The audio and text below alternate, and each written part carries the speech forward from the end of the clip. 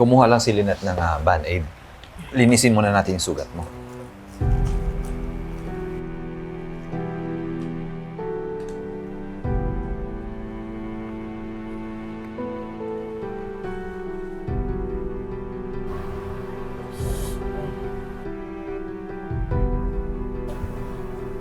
RJ, pwede bang magtanong?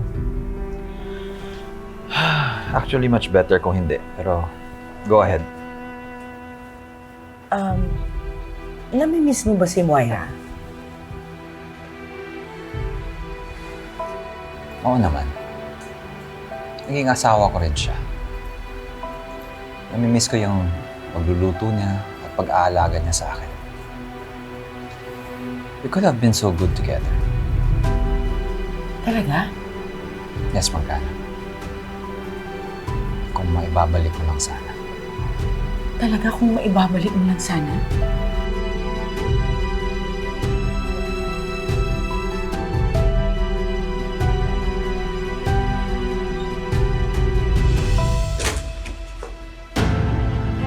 RJ? Morgana!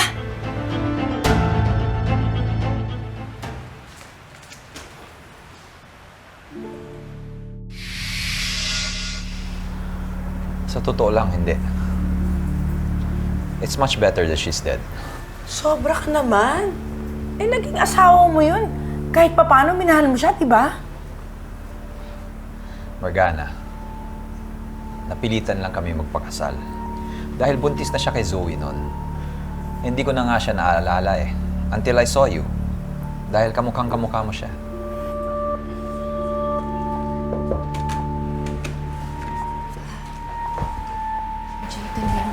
Thank you.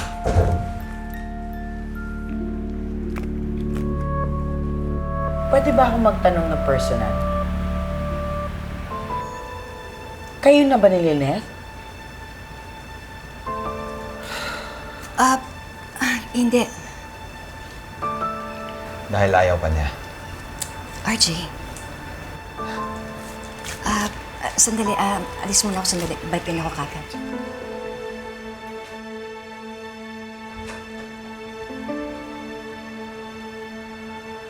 I heard kasi na nagkakagustuhan kayo. Pero parang hindi pa pumapayag si Lynette. Ano yun, nagpapaasa siya? Hindi naman sa ganon. Well, why don't you look around you? Marami pa namang iba dyan. Hindi na, Morgana. Nakareserba na ang puso ko. Sabi nga ni Confucius, there is beauty everywhere but not everyone sees it. Ibukas mo yung mga mata mo. Baka may maganda pa dyan sa tabi mo. Wala na, Morgana.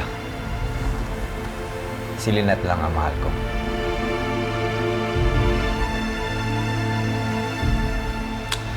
Nagamot na natin ang sugat mo.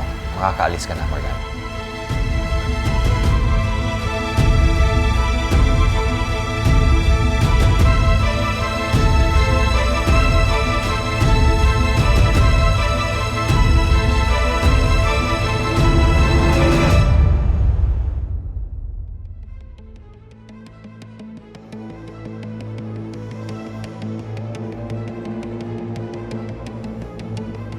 Ano na naman yung ngiti sa mukha mo? Kinikilig ka? Hindi naman, Ma. Medyo. Hinawakan kasi ni Robert kanina yung kamay ko. He is happier that you are dead. Do you know that? Alam ko naman yun, Ma. Kaya lang... Kaya lang ano, mahal mo pa rin siya?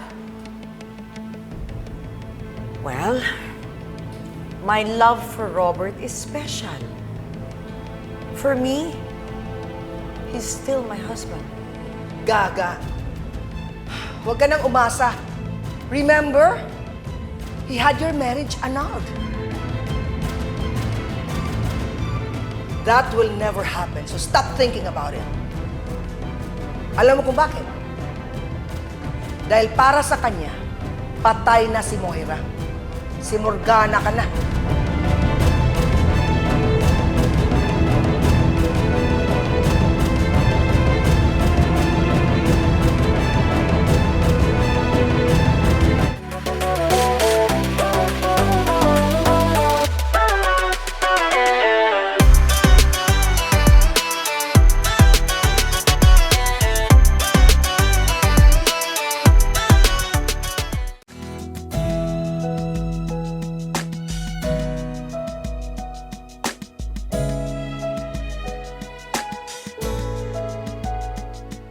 Bye.